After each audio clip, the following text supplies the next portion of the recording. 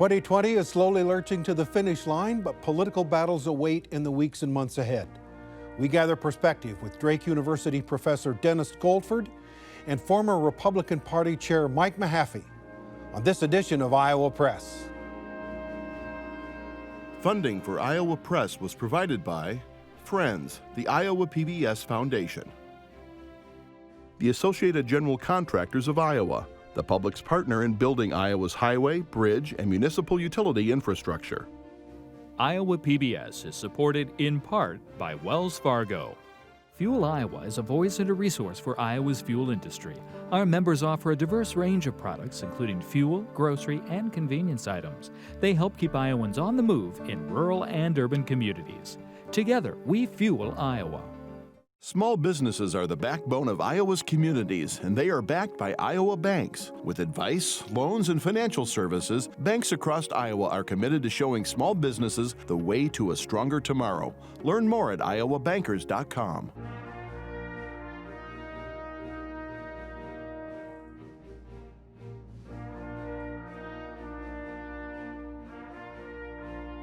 For decades, Iowa Press has brought you politicians and newsmakers from across Iowa and beyond, celebrating nearly 50 years of broadcast excellence on statewide Iowa PBS.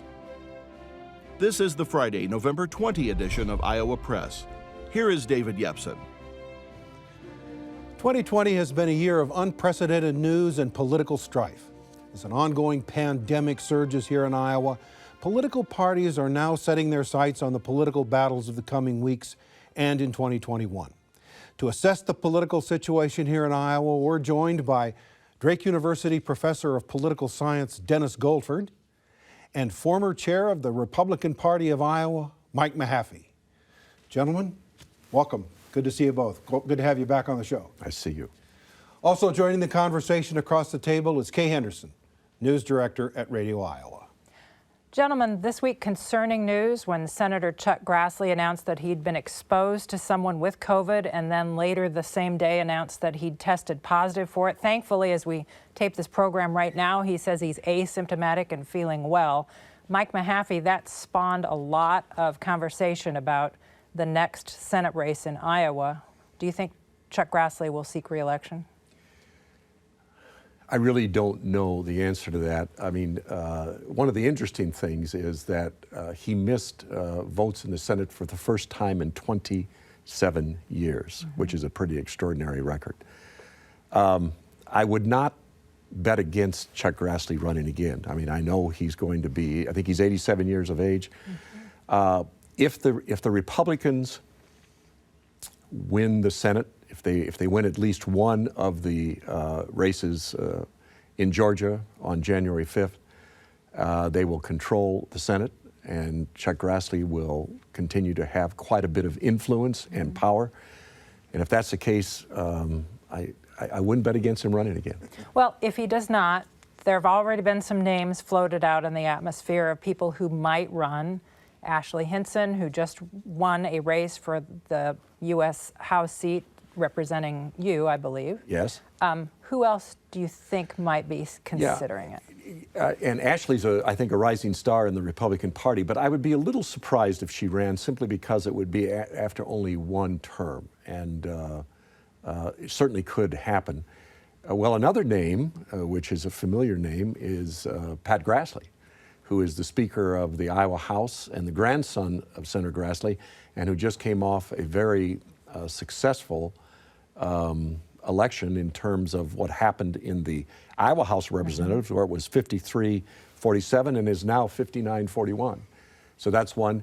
Another couple of names that I've heard are Jack Whitfer is another one, and I think there would be, if Senator Grassley does not run again, that's the first time since 1980 that seat has been open. So there will be numerous people. Dennis Goldford, what are you hearing in regards to this Republican race, and what names are you hearing on the Democratic side? Really nobody yet. I think the Democrats are trying to dig out from under the rubble of their high expectations from this past election. And of course, Mark Smith is not going to run for re-election as the Democratic state chair. Janet Peterson is not going to resume her position in the Iowa legislature. So the Democrats, I think, they're not quite in a circular firing squad at the moment, but they had tremendously high aspirations for this election. And they're at this point just trying to sort that out.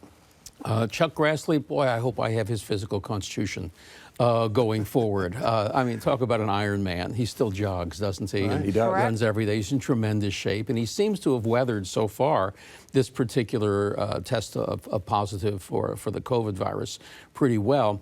But, you know, I recall Strom Thurmond, who basically got wheeled onto the Senate floor when he was 100 anytime they needed a vote from him, and they wheeled him back to his office. Of course, the senator from South Carolina. I don't think Chuck Grassley wants to be in that position at all, but I think Mike's right in terms of surveying the lay of the land.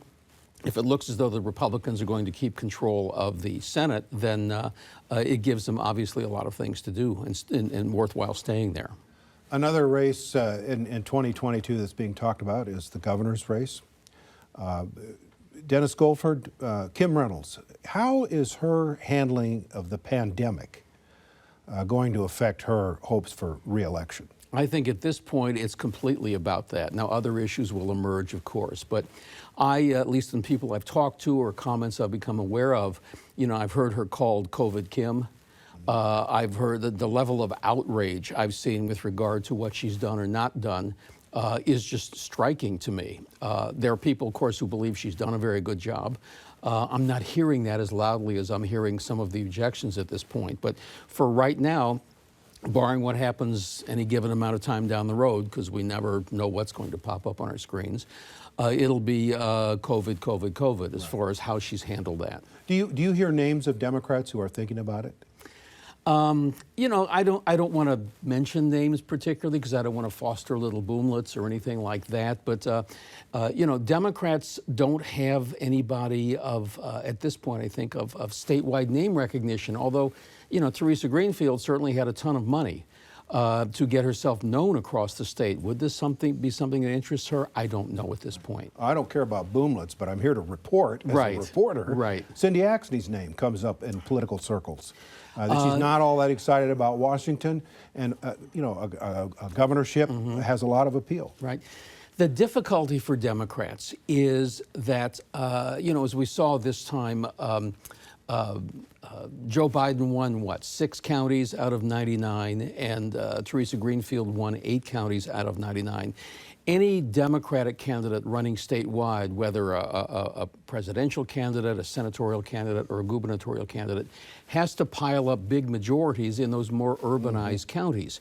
And in the last couple of election cycles, including this one, they haven't done that.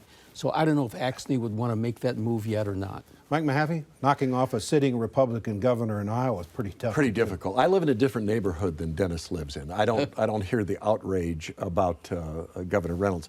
In fact, talking to a local doctor the other day who said that he had some sympathy for the position that she was in. Is there some criticism? Yes. What I hear more than anything in terms of criticism is, why not let local governments decide if they want to have a mask mandate? Now, we know this week that the governor has moved more in that direction. In terms of the COVID, by the time the gubernatorial election comes around, let's hope and pray, and I believe it is the case, it won't be the main issue that candidates will be dealing with. Mike Mahaffey, you ran for a seat in the U.S. House of Representatives in 1996 and came within, I believe, 4,000 votes of it was close. Leonard Boswell. Right. What is your counsel to people like Abby Finkenauer and whoever doesn't win the second congressional race? Marionette Miller-Meeks is in the lead right now. Rita Hart has asked for a recount in that second district. But why did you not choose to run a second time? And what is your counsel to people who might think, I'll run again in 2 years? We had a son that was beginning college, went to a private school. In 2 years, we had a daughter that was going to private schools. Kay, it's called billable hours, okay? I never regretted the decision to run for Congress, and I have not regretted the decision to not run again. Having said that, I do talk to people that have lost elections, and I say there is life after politics. Or you can be, Abby Finkenauer, for example, is a very young person. She doesn't have to get right back in the game if she doesn't want to. And there are other things in life. The great thing about life is it's not a one-act play. You know, I did lose, I think, by about 4,000 votes, and it was close enough that I thought, well, you know, it was a good showing. I feel whomever loses that second congressional district race, you have to feel sympathy for them, because it's a race that's going to be decided by, it looks like, less than 100 votes. That's a difficult pill to swallow. Well, and right now for Marionette Miller Meeks, it looks like the fourth time's a charm. Yeah, it does. You know, another thing in that race that I think is important, in Johnson County, which is a very strong Democratic county, Miller Meeks got 1,170 votes more than the president did. And Rita Hart got 3,000 votes less than Joe Biden did. That's going to come back and haunt the Democrats. They have to figure out some way to Dennis Goldford, we have a lot of candidates in Iowa who've come up short. They gave it a good go and didn't quite make it. Yet Iowa political history says that a lot of people win on their second go. Neil Smith, Tom Harkin. I mean, there's just a Jim Leach. Jim Leach. Is there anyone on the scene in Iowa who lost in November, who you think will probably still be in a good position for in the future? Kay mentioned Abby Finkenauer. She's also would be a great prospect for a job in the Biden administration. She was an early supporter of Biden. But are there people on the scene who you think are people we're going to hear more from? Well, again, I don't want to sound like a flag waver for Teresa Greenfield, but I thought she ran a very disciplined campaign. She certainly had a ton of money. I think she just got caught in a Trump wave in Iowa that certainly helped Joni Ernst. But I think as a candidate, she was impressive. You know, there's the question about J.D. Scholten. The problem for him is he lives in one of the most Republican districts in the state, if not the country, the most Republican district in the state. So there are some younger folks. I think we're looking to some extent at the beginning of a generational change. Chuck Grassley won't be there forever. At some point, he'll decide not to run. You know, Joni Ernst won that first re-election bid, which pretty well, absent scandal, sets her up to continue fairly successfully. So I think that we'll see where Cindy Axne goes. But I think there's some possibilities there for the future. One of the things, Dennis Goldford, that happens next year is census numbers are given to the states, and they redistrict the lines for the State House of Representatives and for U.S. Congress elections in that 2022 election. What do you expect to see the effect of that redistricting be? What is that going to do? Well, the first point to make, I think, is that Iowa has a really good redistricting process with the Legislative Services Agency and the way that's done. I get calls every 10 years, I've been here that long, I guess now, that they want to know how Iowa does it, because it's not simply a partisan gerrymander of sorts. So the way Iowa does it, at least for people who aren't overt partisans, is very respected around the country. I think, again, that our population has not declined, but it grows very slowly. When I came here in 1985, I think population was about 2.8 million. Finally, in the early aughts, we hit 3 million. It takes a while. But I think a lot of the smaller, more rural counties are emptying out. And, you know, I mean, look at the third district. To get the magic number from 2010, you needed 16 counties. You needed 39 counties to get the magic number, that same number in the 4th district. So I expect those numbers to increase. Mike Mahaffey? Well, I think you're going to see a move towards medium-sized towns and suburbs in terms of growth. I think 68 out of 99 counties in Iowa lost population within the last few years. And that's something that, very honestly, the Republican Party needs to address. How do they the rural base, well, they need to look at the question. You know, I practice law in a small town. Here's what most of the businessmen and women that we do work for are concerned about. The number one issue is being able to find enough good help. That's the number one issue over taxes or anything else. How do we have enough skilled workers? How do we have enough good help for the different businesses that they have? And that's something that is a problem in the state of Iowa, and we're going to have to continue to address that.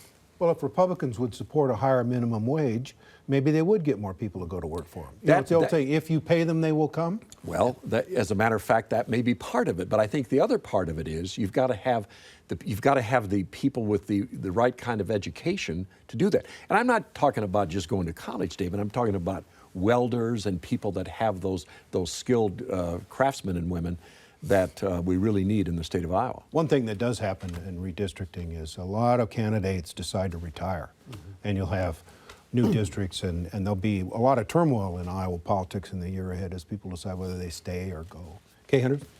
Mike Mahaffey, sort of, again, back to your political resume, you were chair of the Iowa Republican Party in 1988. Right. Dukakis carried the state. Right. Republicans didn't have a good night. Right. Rebuilding the party, what are the parallels that you may see between the Iowa Republican Party in 1988 at this point and the Iowa Democratic Party, and how long did it take to glide out? Well, it doesn't take that long in Iowa because of what Dennis talked about. The way we do redistricting keeps Iowa competitive. A lot of the races in Iowa this year that went towards the Republicans, it was a very good night for Republicans, but they were won by very close votes. So, but I think the problem that Democrats have right now is that they ran good candidates. They had plenty of money. In fact, many places they had more money than the Republicans had. And they still did not do that well. Somebody asked me the other day, what do you think they should do? And I said, well, perhaps they should resurrect the ghost of Harold Hughes. The fact of the matter is they've got to get some leaders from small town and rural Iowa in order to win some of these races again. I hesitate to give advice to my Democratic friends, but here's one piece of advice I would give in terms of a gubernatorial candidate in 2022. Don't run somebody from Des Moines. Dennis Goldford? The problem for Democrats here in Iowa is that with our elections becoming increasingly nationalized, you know, we watch the campaign ads this past season. We don't know who the Iowa candidate was. It was Nancy Pelosi or it was Chuck Schumer. And it's hard for a Democrat, until they figure out who they are, to get a hearing in the small town and the rural areas of Iowa nowadays. You know, we can say it's not a Bob Ray Republican Party anymore, but it's not a Harold Hughes Democratic Party anymore either. That's the difficulty for Democrats. But there's still a way that you can make a difference in races. Let me give you a couple races here in Polk County. The Republicans picked up 2 legislative seats in Polk County, one with a 25-year-old teacher from Ankeny, another with Eddie Andrews, who is an African-American pastor who's married to the woman who is the NAACP chapter president for Iowa and Nebraska. And by having those kinds of candidates in those races, it made all the difference. Dennis Goldford, playing off on that, one of the things that's going on in the Democratic Party right now is a question of whether they made a good tactical decision in not going door to door. Mike mentioned the undervoting in Johnson County, for example, probably cost him a seat in Congress. These 2 seats that he mentioned in the suburbs. Is that?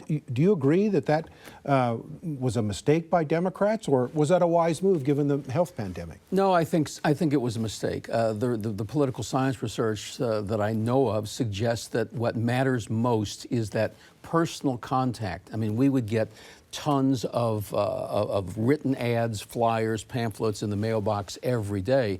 Most people just toss those. And that personal contact is crucial. The Democrats didn't want to seem to contradict their message about how dangerous the virus is, but they could have stood at a distance, rung the doorbell, and stood back. I think that did help. Yeah, which is what Republicans did. And here's what Republicans found out. People were glad to see somebody. And you ring the door, you stand back, you have your mask on, and you talk to people. They like that. The Democrats said, oh, we made millions of phone calls. It's not the same. So a question for both of you, and I'll start with you, Dennis Goldford. Is Iowa now a Republican state? You know, I resisted saying for quite a few years that Iowa's a red state. I kept saying it's purple, but after this election, and again, one swallow does not make a spring, but I'm inclined to say now Iowa it's at least a very pink state if it's not purple anymore. Mike? For the time being, yes.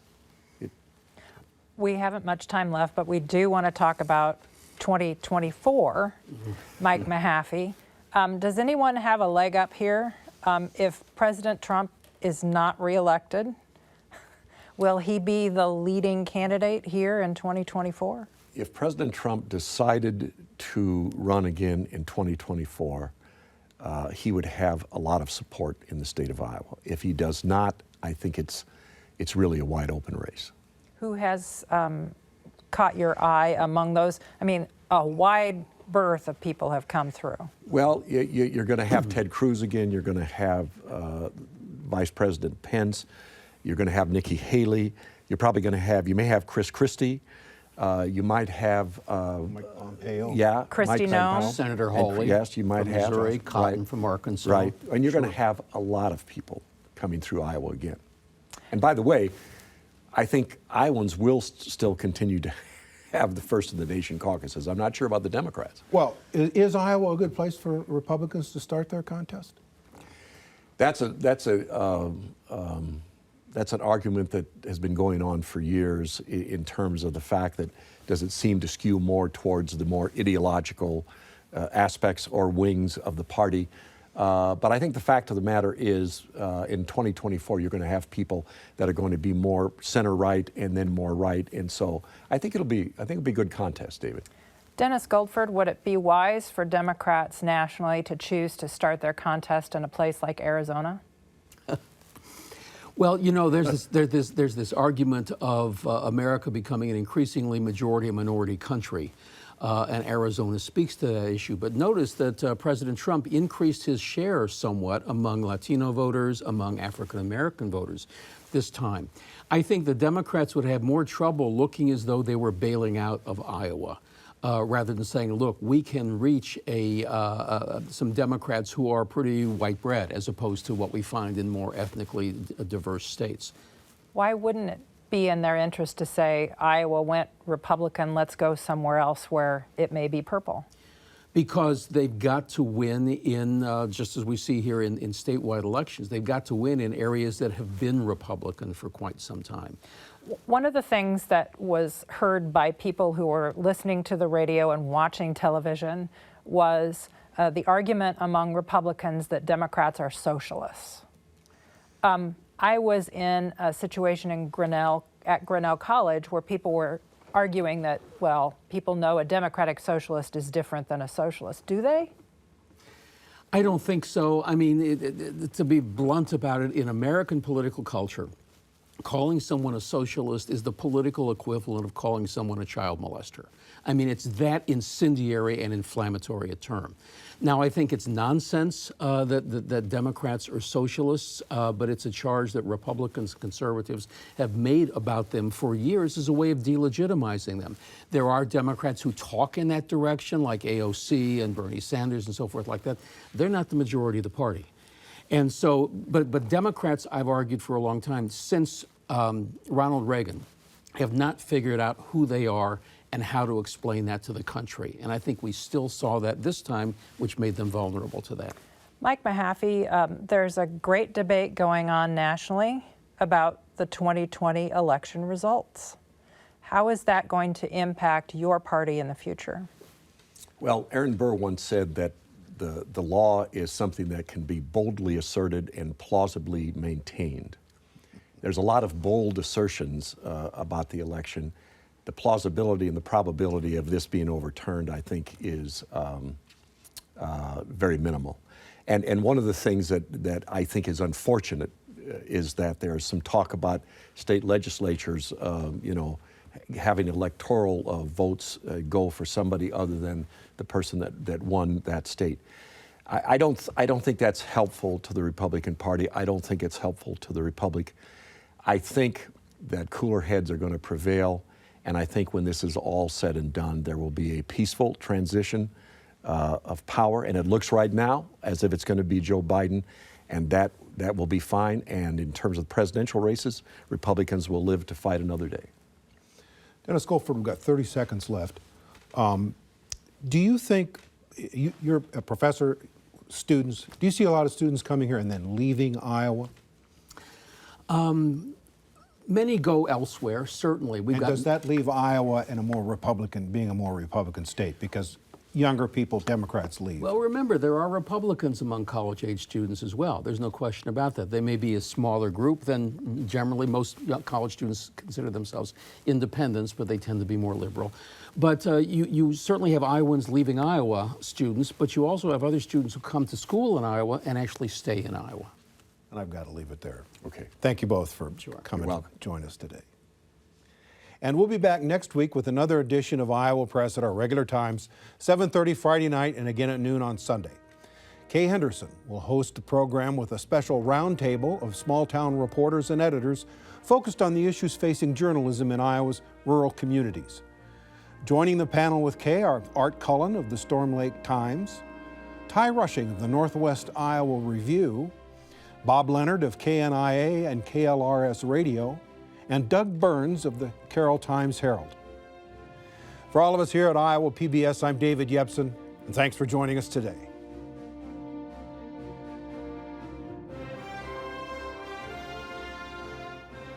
Funding for Iowa Press was provided by Friends, the Iowa PBS Foundation, the Associated General Contractors of Iowa, the public's partner in building Iowa's highway, bridge, and municipal utility infrastructure.